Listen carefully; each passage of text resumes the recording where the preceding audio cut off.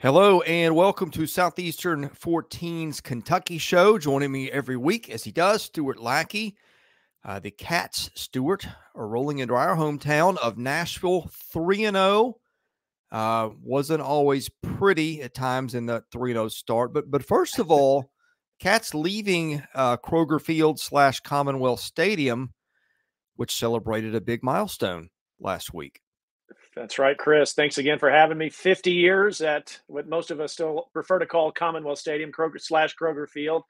But yeah, a lot of old players, former players, and standouts, all-stars back to help commemorate. And Stoops has been really good about getting former players involved throughout his tenure. So yeah, a big night from that standpoint. And Cats certainly look to start a little faster than what they've shown in the first two games of the season. Let's talk about Liam Cohen. Had that absence that was short-lived, back at it with Kentucky. Did anything change with his involvement against Akron? He missed a day of prep, but the decision really during the week was about his availability to be on the sidelines and then calling plays. And so I think there was the thought that he would actually be down at field level doing that work, but ended up being up in the press box and still kind of led the play calling as well. So back to his old duties, but a different location. And honestly, I think they found that they could be effective that way too. So I think they learned a little bit about themselves as a coaching staff with this team.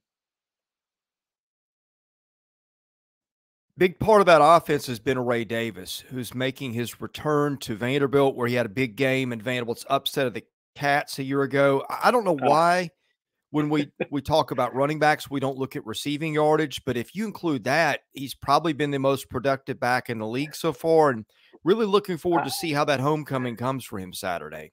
Hey, Chris, he had a great game on Saturday against Akron. He led the Cats in both receiving and rushing. He and Leary, and we can talk about Leary's efficiency improvement, but he had a play with Leary where it should have been a sack 2 or 3 times. He stayed available as an outlet receiver and took the ball the distance for the touchdown. He has been a remarkable surprise to, I think, all Kentucky fans in a number of areas. Certainly his ability to run the ball. I don't think anybody knew he was a great pass catcher, at least to this extent. You guys may have, in the Vanderbilt camp.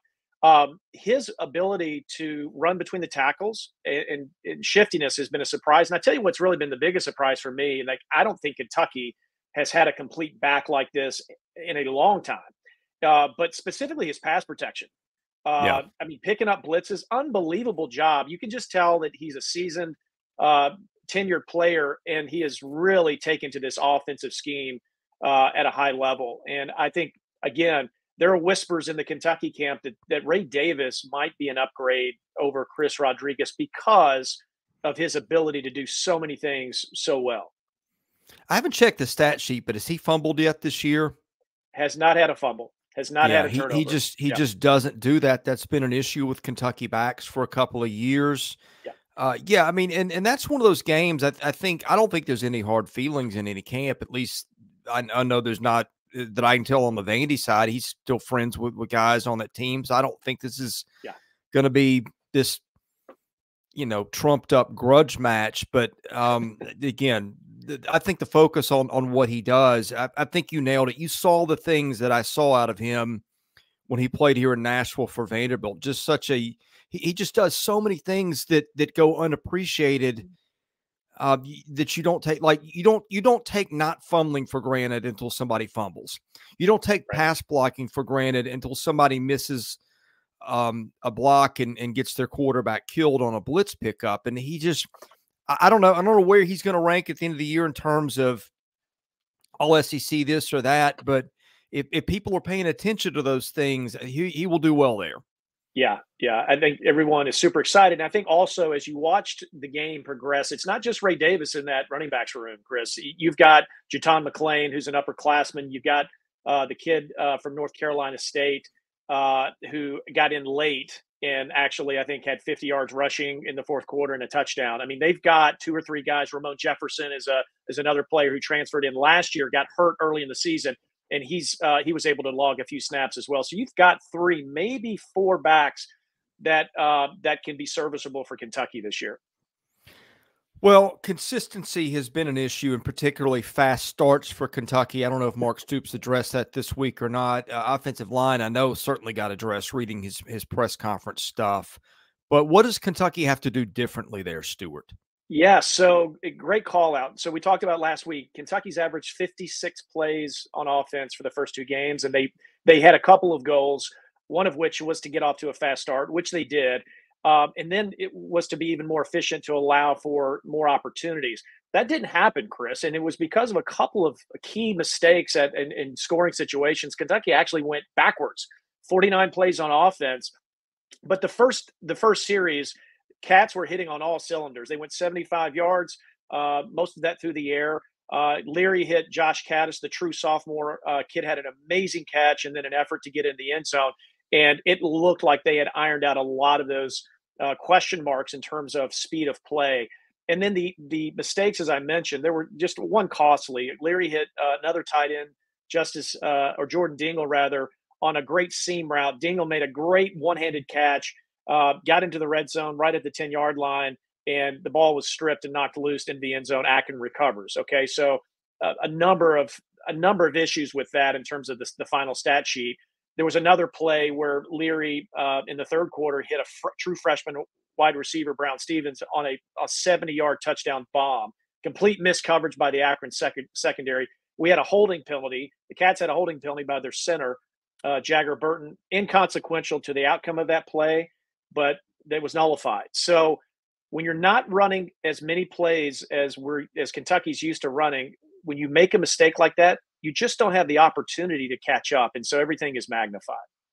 Well, and then throw in again stuff you take for granted, a couple of bad snaps that set them back. I mean, seemed like he's just been a little, I don't know if disjointed is the word or whatever it is, but it's certainly been noticed, whatever adjective you'd like to put on it. But you know what?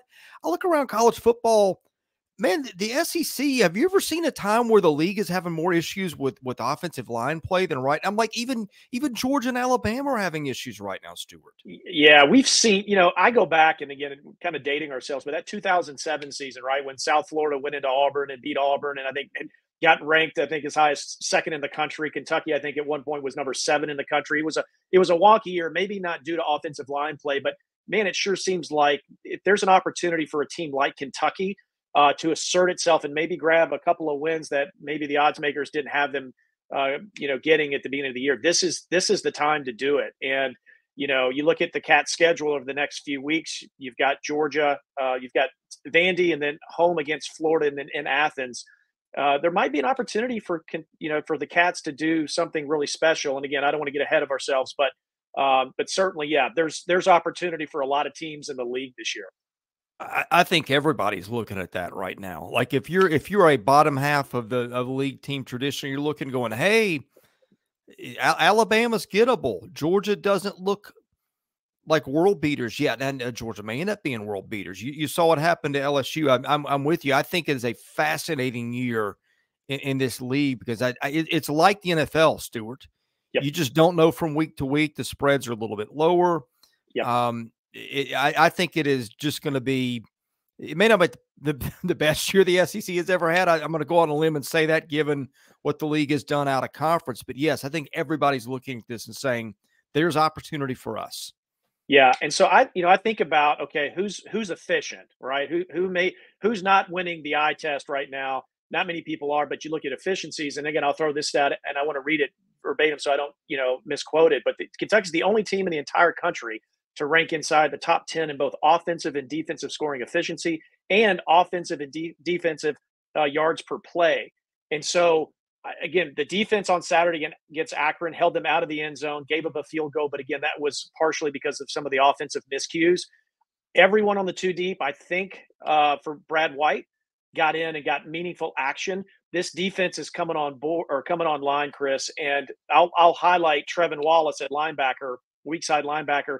He's coming in on some blitz schemes, and he's actually leading the SEC in sacks through 3 games with 4.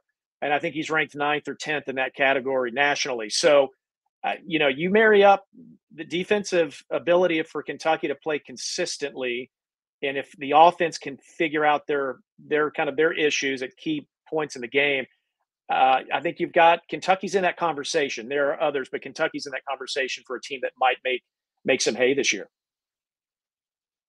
Yeah, Kentucky's got 10 sacks. I'm trying to quickly find last year's number.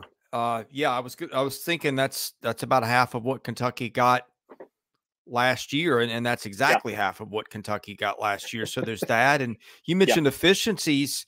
And again, I know they've played less than stellar opposition so far, but here's some numbers for you that sort of point out what you're talking about. Okay, Kentucky on, excuse me, rushing plays, which take sacks out of it and count those as pass plays, averaging 6.3 yards per rushing play, 8.4 for passing play.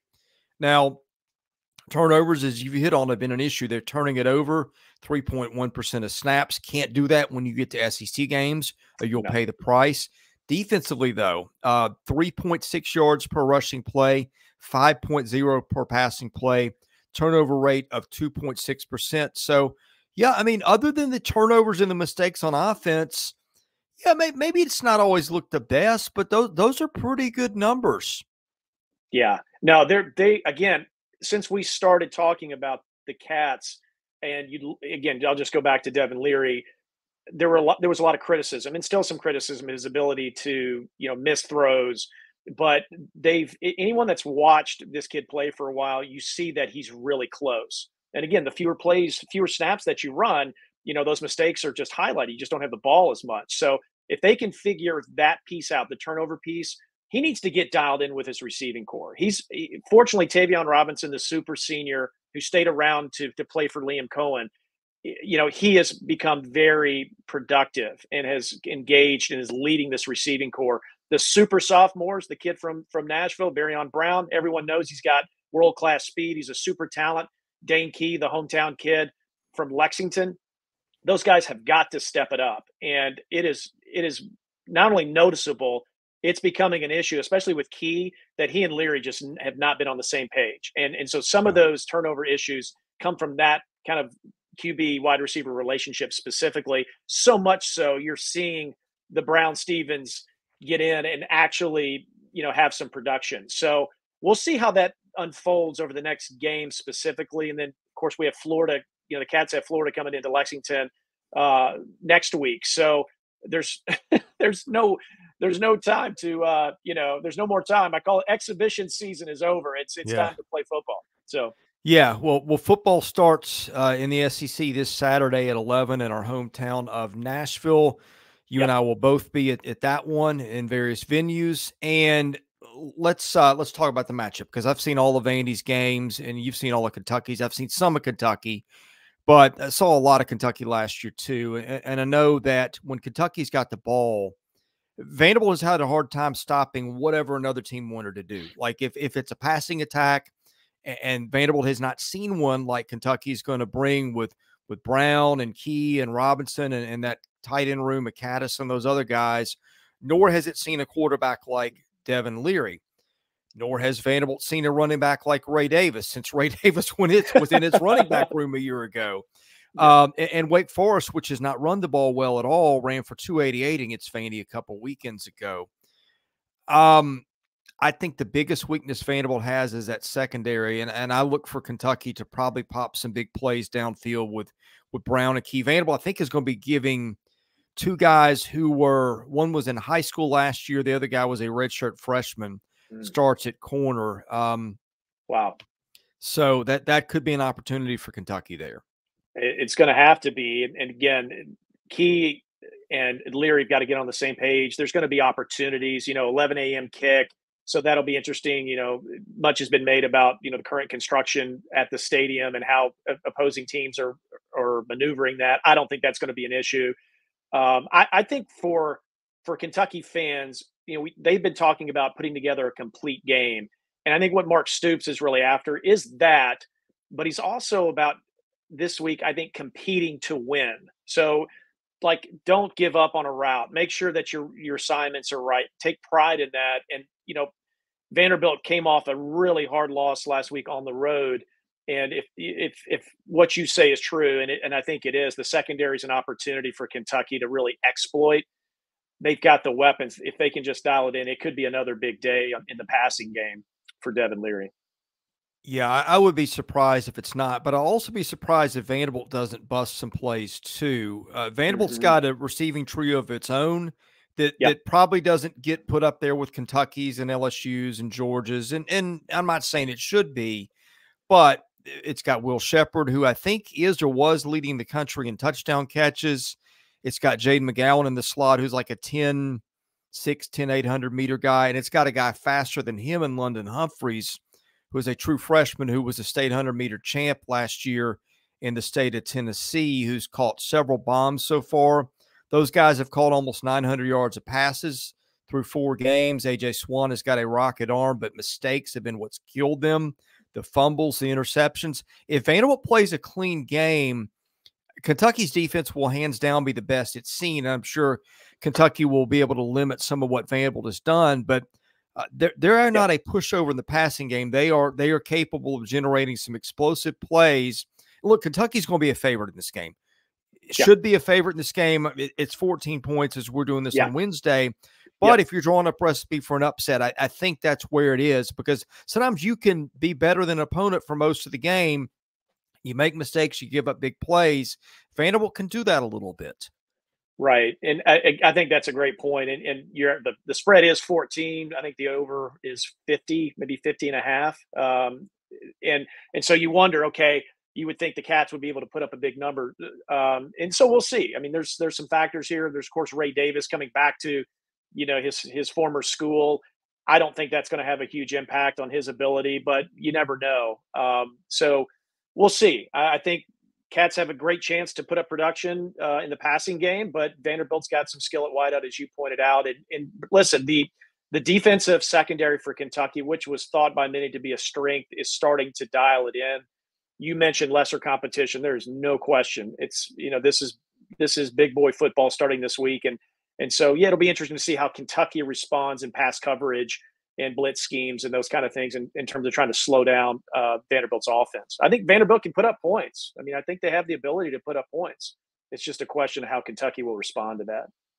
Here's another thing I think that's worth a conversation: special teams. Kentucky's is the best it's been in a while. It has shored up the kicking game.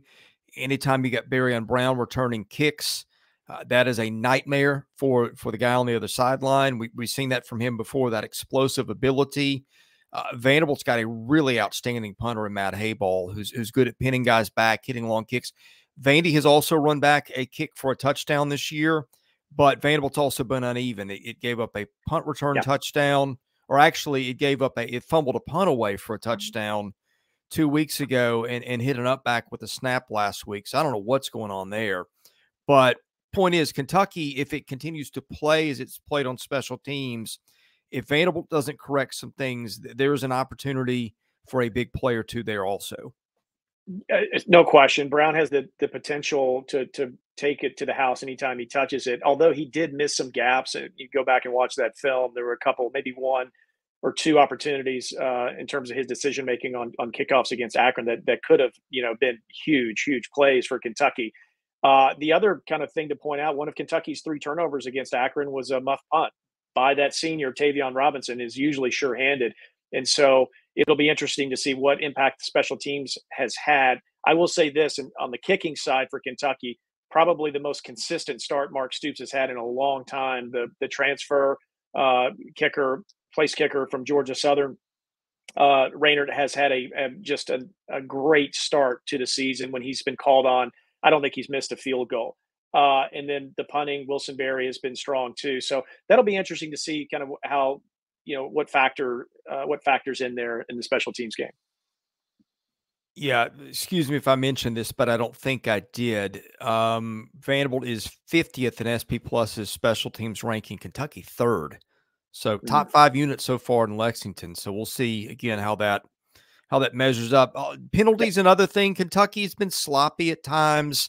Had a penalty that you mentioned wiped out something. Vanderbilt, not a team that will shoot itself in the foot a lot with penalties. 41 yards a game. Kentucky 55. So if you're just looking for little things, that if it's a close game, I think maybe we've just given you several. But anyway, Thoughts on the way out here? Anything with Kentucky football that we didn't get to that we need to? No, again, the schedule has shaped up to give all these new pieces in Lexington a chance to come together, work out the kinks. So the talent's there. We know it is 3-0 going into Vandy, a chance to lock in number 4 before the Cats welcome in the Gators to Kroger Field next week. And so I think a complete game by Mark Stoops. I don't think they have to be super flashy. Just limit the penalties, efficient on offense, maybe grab a few turnovers on defense, and let's do Cats do good work in Nashville this weekend. All right, looking forward to being there. Looking forward to seeing you there. We'll do this every week. Back at it probably Wednesday of next week when the Cats will travel back home to face Florida and what could be a really big game if Kentucky were to win in Nashville. And of course, we saw Florida upset Tennessee in a game that surprised me. That one in 2 weeks could be epic. It could. It's now the kick times obviously were released for the league this week, and so Kentucky takes Florida on in Kroger Field, right? Kroger Field at 11 a.m. Central, 12 Eastern. So not the greatest of slots for the Cats. Usually that's a night game, has been in recent years. But yeah, it'll be interesting. So hopefully the Cats walk into that one 4-0 with a lot of momentum. Yeah, we still don't have a TV for that one yet. You've got A&M and Arkansas kicking off at the same time. I guess the SEC network is trying to figure out where it wants to put its real estate. But in any case, Kentucky will be playing noon Eastern at Kroger Field and that one. I mean, yeah, so that's a little bit of a peek ahead to next week when we talk. But anyway, I'm Chris Lee of Southeastern 14, Stuart, and I hear every week about this time to talk Kentucky. If you like it, give us a thumbs up. Give us a subscribe. That costs you nothing, but that helps get our channel noticed. Anyway, Stuart, looking forward to catch you in Nashville. We'll see you then. Chris, thanks so much. Talk to you soon. All right. You bet. Thanks for watching. I'm Chris Lee of Southeastern 14. We'll see you again soon.